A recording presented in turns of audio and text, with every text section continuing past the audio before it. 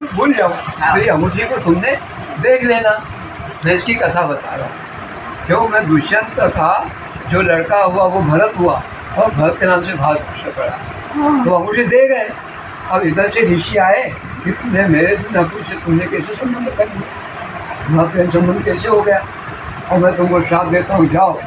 उनको वो दुष्यंत भूल जाएगा, श्राप दे दिया। तो राजा क्या दे गए थे, छोटी सी अंगूठी दे गए थे कि मैं कभी भूल जाऊँ तो मेरे पास में आना और अंगूठी बता जाए, मैं तुमको ले जाऊँगा, मैं जा रहा हूँ घर।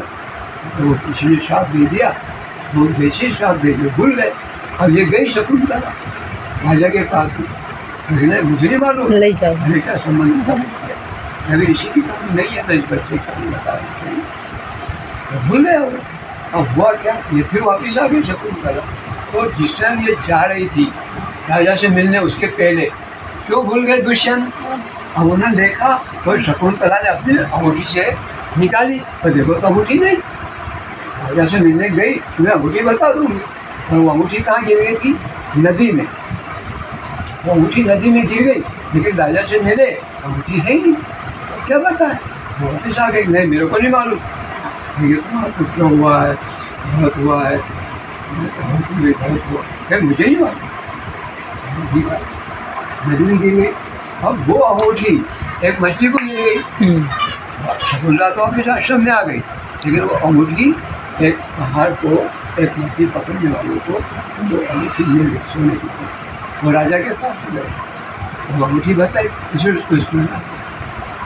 फिर वो आए और शकुंतला को ले गए, छोटी सी बात। और उसी का लड़का भरत हुआ, और आज भरत के नाम से हमारे देश का नाम भारत है। ये उसकी कथा है, मैंने दूसरा बताया। चलो अब ऋषियों की कथा। हाँ, वो बच्चा जो है उसको थोड़ी देर तक लिया, रो रहा है क्या, सोई रही, थोड़ी देर के लिए। 7 ऋषि गौतम, भरद्वाज, ये वीडियो बनी रही बेटा, बालक के फोटो खींचना भी। ये बालक के 2 कान है, हाथ लगाओ 2 कान। बालक के 2 कान है ना, तो ये प्राण है। ये आप इसको आप बालक मत समझो, ये प्राण नाम का शिशु है, प्राण नाम का एक छोटा सा बच्चा है। इसका नाम दुष्यंत नहीं, बालक है, शिशु, और इसका नाम प्राण है। और प्राण रूप शिशु की 2 कान है। कहाँ 2 कान, बताओ 2 कान।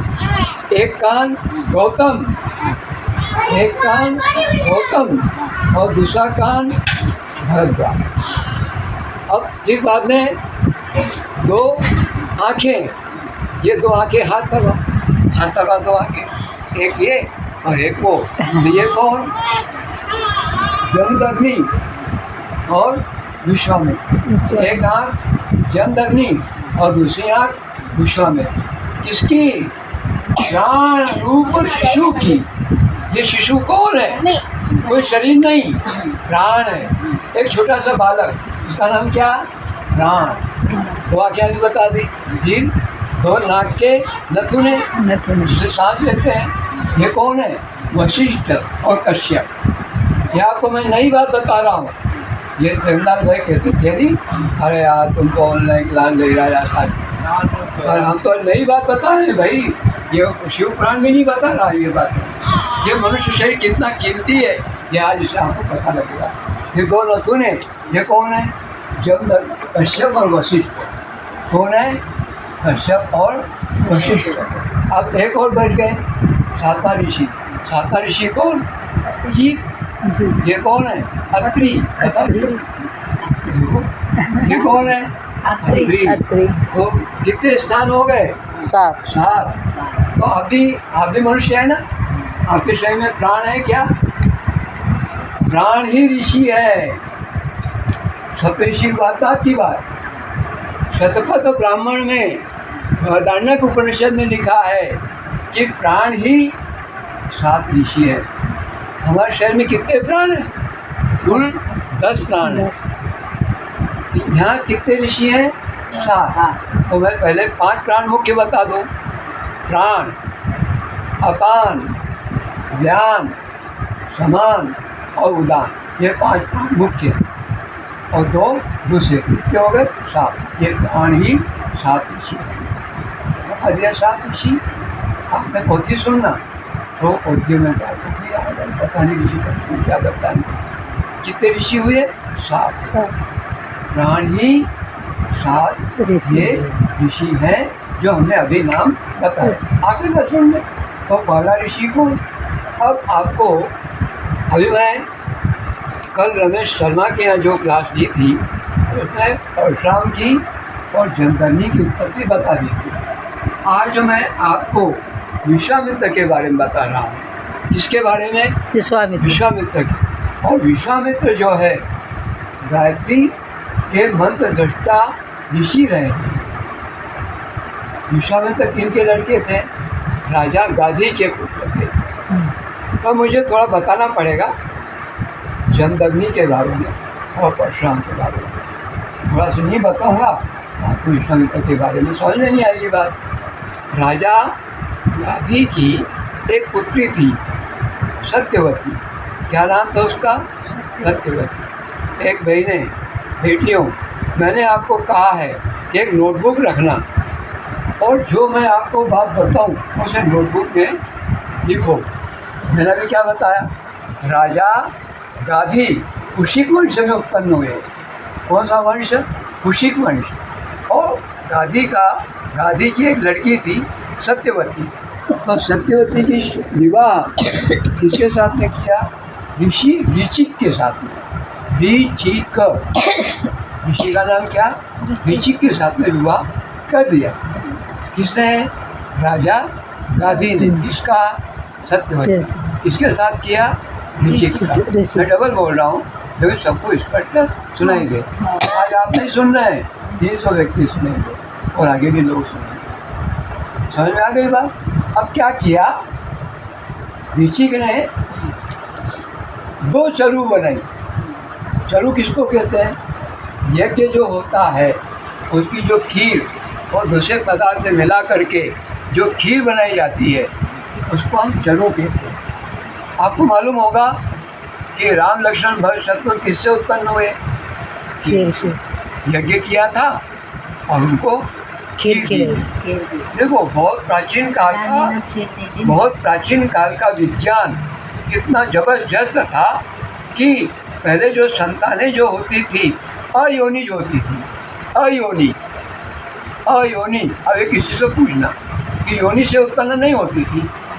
स्पर्श करके या तेज दे करके या संकल्प के द्वारा संतान उत्पन्न हो जाती थी और यज्ञ करके संतान उत्पन्न हो जाती थी। तो चरु दी तो 2 चरु बनाई।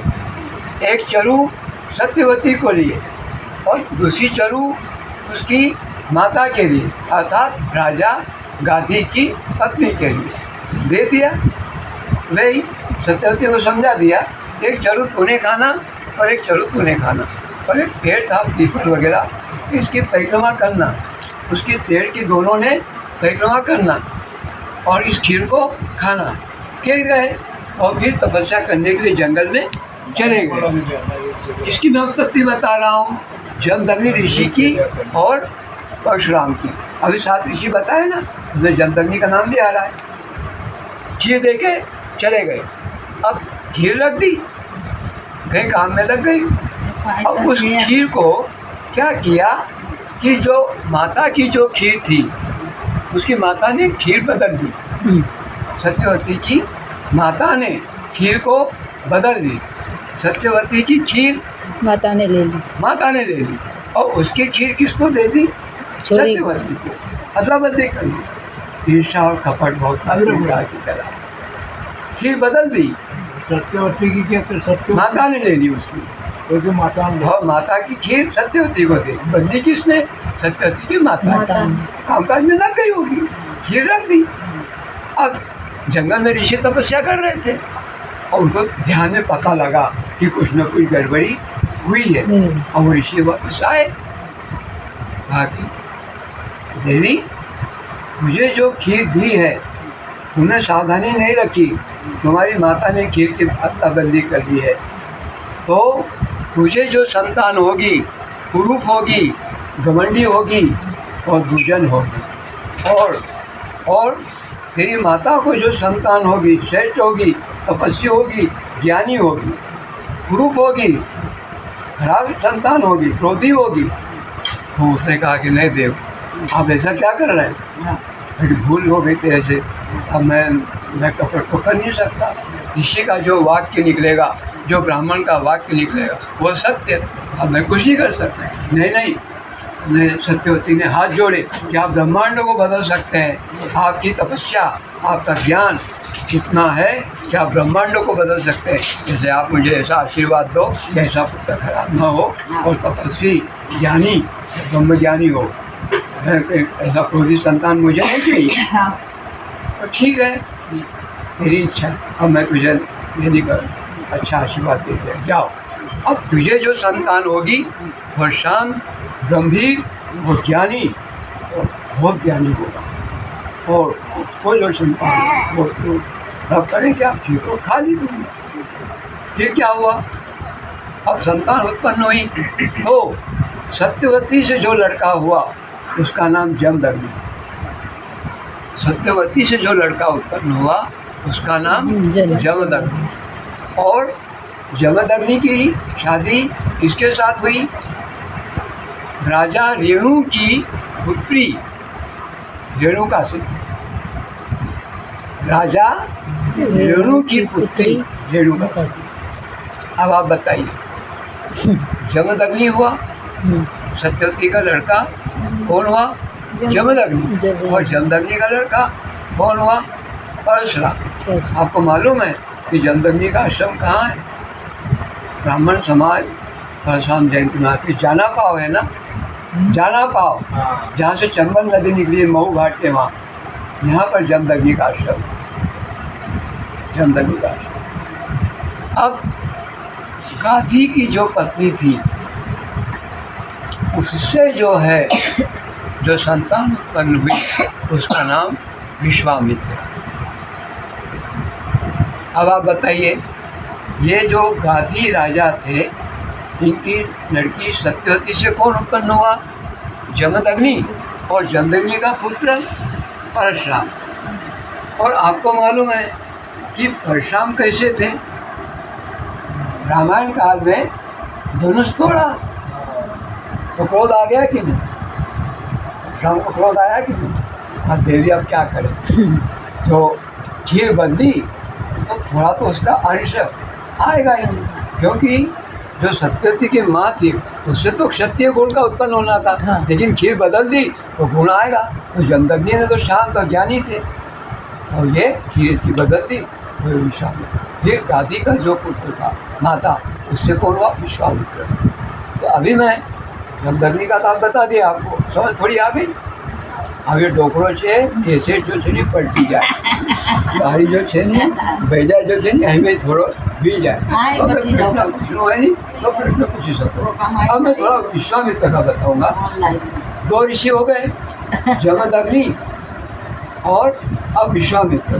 तो गाधी से जो पुत्र उत्पन्न हुआ उसकी पत्नी से जिसको खीर दी थी विश्वामित्र।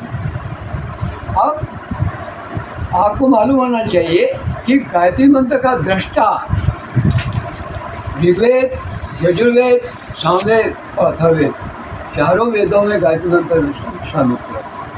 लेकिन एक बात ध्यान रखो कि विश्वामित्र का नाम विश्वामित्र नहीं था, उसका नाम वसुमित्र था और ये राजा था। राजा का लड़का तो राजा होगा ना। गाधी के बाद में छोड़ के चले गए तपस्या करने और राज्य किसको दे दिया? वसुमित्र को। वसुमित्र को राज्य मिल गया। वसुमित्र को राज्य मिल गया। फिर क्या हुआ? एक दिन युद्ध करने के लिए गई उसकी सेना। उसकी सेना युद्ध करने के लिए गई। अखंड ज्योति में इसकी कथा बहुत बार आई है। युद्ध करने के लिए सेना गई तो वापस लौटते समय वशिष्ठ के आश्रम में रुकी। वशिष्ठ की और विश्वामित्र की जम की लड़ाइयाँ हुई। उनका आपस में विवाद बहुत होता था, न जाने किस कारण से, पता नहीं, आगे बात आई। वशिष्ठ के आश्रम में सेना रुक गई।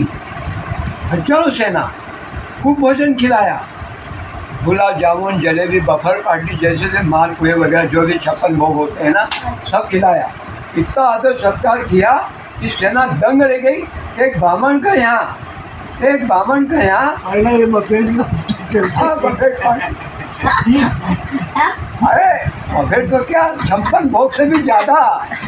वशिष्ठ के आश्रम में कामधेनु गाय थी, और ये कामधेनु कौन गाय थी। अब आदर सत्कार इतना हो गया। वो मिल जाए। हाँ, तो विश्वामित्र वसुमित्र ने सोचा क्या इतनी मेरी सेना का स्वागत सत्कार ये इस ब्राह्मण ने, जो कि गरीब है, कहाँ से लाया इतना सामान। जैसे 56 भोग से अभी भोग खिला दिया, पता लगा के लाओ। तो दूतों ने पता लगाया, कहता कि क्या कामधेनु गाय है। तो उस कामधेनु गाय से जो भी मांगते हैं सब मिल जाता है, और सारी सेना का भोजन इससे हो गया। सारी सेना का भोजन करा दिया। एक काम करो, और उसकी गाय अपन लेते।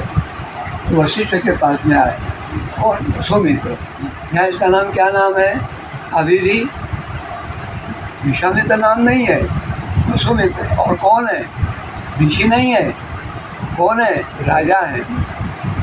ए वशिष्ठ, तेरी गाय हमें दे दे।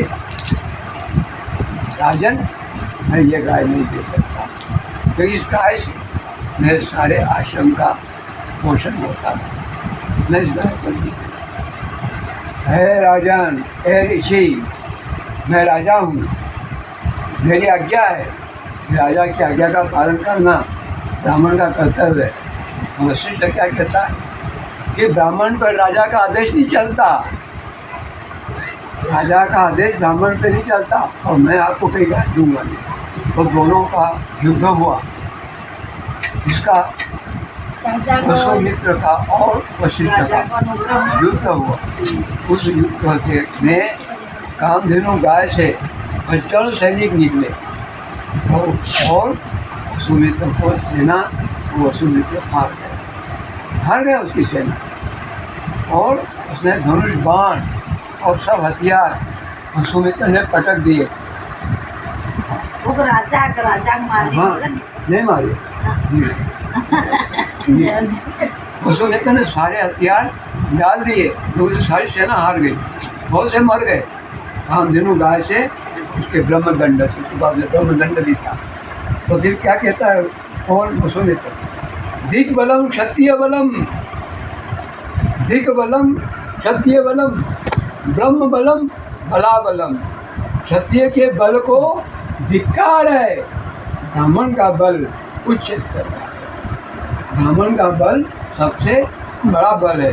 तो वशिष्ठ कौन थे, गायत्री के परम भक्त थे। तो ब्रह्म बल किससे प्राप्त होता है, सारी दुनिया हार जाए अगर उसके पास में गायत्री की ब्रह्म विद्या है। अगर गायत्री की ब्रह्म विद्या है, गायत्री का साधक है, और गायत्री की सिद्धि प्राप्त कर ली, उसको कोई भी हरा नहीं सकता। तो धिक बलम क्षत्रिय बलम, क्षत्रिय बल को धिक्कार है, और न बलम। उसी दिन से उसने गायत्री की साधना आरंभ की, और गायत्री की सिद्धि प्राप्त कर ली, गायत्री मंत्र की सिद्धि प्राप्त कर ली। और फिर वशिष्ठ के पास में आया, हे वशिष्ठ, हे ब्राह्मण, मैंने गायत्री की सिद्धि प्राप्त कर ली है। हाँ राजर्षि, क्या कहा उसको आप, अब उसको राजर्षि कहा, क्योंकि गायत्री की साधना तो कर ली, गायत्री मंत्र का साक्षात्कार कर लिया, सिद्धियाँ भी प्राप्त हुई। उसको क्या कहा वशिष्ठ ने, ये विश्वामित्र क्या कहता है, हम तो ब्रह्मर्षि हैं, तू ब्रह्मर्षि नहीं है, अभी तुम ब्रह्मर्षि नहीं हो, तुम राजर्षि हो। डिग्रियाँ होती है ना, प्राइमरी की होती है, कॉलेज की होती है, MBBS की डिग्री होती है, और अनेक प्रकार की पढ़ाई की जैसे डिग्रियाँ होती है ना, ऐसी डिग्री होती है। आचार्य की डिग्री, ब्राह्मण की डिग्री, ऋषि की डिग्री, राजर्षि की डिग्री, ब्रह्मर्षि सबसे ऊँचा पद। क्या हम ब्रह्मर्षि बन गए, हम तो गायत्री मंत्र हमने साधना कर ली। तो उसके बाद में क्या था, अहंकार, क्योंकि बोल रहा था अहंकार से, नहीं वापिस गया। फिर एक विशंकु था, विशंकु हरिश्चंद्र का पिता, आपने राजा हरिश्चंद्र का नाम सुना? देखो राजा हरिश्चंद्र, हरिश्चंद्र का पिता त्रिशंकु, वह राजा था। उसने सोचा कि मैं इस शरीर से स्वर्गलोक को जाऊं, इस शरीर से स्वर्गलोक। उनका पिता नाम काय तो हरिश्चंद्र, नहीं हरिश्चंद्र किनका? हरिश्चंद्र के पिता का नाम त्रिशंकु, त्रिशंकु त्रिशंकु, त्रिशंकु हाँ त्रिशंकु। त्रिशंकु क्यों पड़ा ये बताएंगे। तो त्रिशंकु ने कहा कि मैं सशरीर यज्ञ करूँ, ऐसा यज्ञ करूँ कि सशरीर स्वर्गलोक को जाऊँ। तो वशिष्ठ के पास में आए, वशिष्ठ जी आप ऐसा यज्ञ करो कि मैं सशरीर स्वर्गलोक को जाऊँ। क्या ऐसा यज्ञ नहीं हो सकता? फिर मेरे वशिष्ठ के जो पुत्र थे उनके पास में गया। कौन? त्रिशंकु। गए, मुझे यज्ञ करना ऐसा कि मैं सशरीर स्वर्गलोक को जाऊँ। नहीं, ऐसा यज्ञ नहीं होता। तो मेरे जो पिता, जो मेरे गुरु, उन्होंने इनकार कर दिया। फिर तुम क्यों यज्ञ करा रहे हो? जब हम तुमको श्राप देते हैं तुम चांडाल हो जाओ। वो चांडाल हो गया। चांडाल होकर के विश्वामित्र की शरण में आए। फिर विश्वामित्र जगह जगह घुमाने ले गए, कई तीर्थों को ले गए। फिर हाटकेश्वर तीर्थ गया। अब शिव पुराण में हाटकेश्वर तीर्थ जो पाताल वहाँ मुक्ति हुई। फिर वो त्रिशंकु को यज्ञ कराया तो स्वर्गलोक में जाने लगा। फिर मैंने इसको वापस कर दिया, आकाश में लटक गया। कौन? त्रिशंकु। तो वशिष्ठ विश्वामित्र की नई सृष्टि बना डाली। विश्वामित्र नई सृष्टि बनाने लगा, तब ब्रह्मा जी ने समझा सृष्टि को, फिर उसने सृष्टि बनाना रोक दिया। अब एक बार क्या हुआ, यहाँ पर छोटी सी कथा के बहुत टाइम हो गया। अब एक बार क्या हुआ, इसने ईर्षा द्वेष में वशिष्ठ के 100 पुत्रों को मार डाला। वशिष्ठ के 100 पुत्रों को मार डाला। अब एक बार क्या हुआ कि वशिष्ठ और अरुंधति शाम के समय में घूमने के लिए गए। रात्रि हो रही थी, अंधकार हो गया और घूमने के लिए गए। कौन? वशिष्ठ की पत्नी अरुंधति घूमने गई। दोनों घूमने गए। वो तेज खूब चमक रहा था, इतना उजाला, इतना प्रकाश, 1000 सूर्यों के बराबर। तो वशिष्ठ कहते हैं कि देखो कितना चांदी का तेज है, कितना चांदी का तेज, चंद्रमा की चांदी का तेज कितना है, विशाल है। अरुंधति कहती है कि चंद्रमा की चांदी का तेज है। किसका तेज है? ये चंद्रमा की चांदी का। तो वशिष्ठ क्या कहते हैं? ये चंद्रमा की चांदी का तेज नहीं है, ये विश्वामित्र की तपस्या का तेज है। और ये क्या था? ये पत्थर लेके खड़ा था। कहाँ? एक रास्ते के। कि वशिष्ठ जहाँ यहाँ से निकले, जिसके माथे में पत्थर, इसको छोड़ के मार डाले। कहानी कथा ऐसी है, ये अखंड ज्योति में आया, पत्थर उसको मार डाली।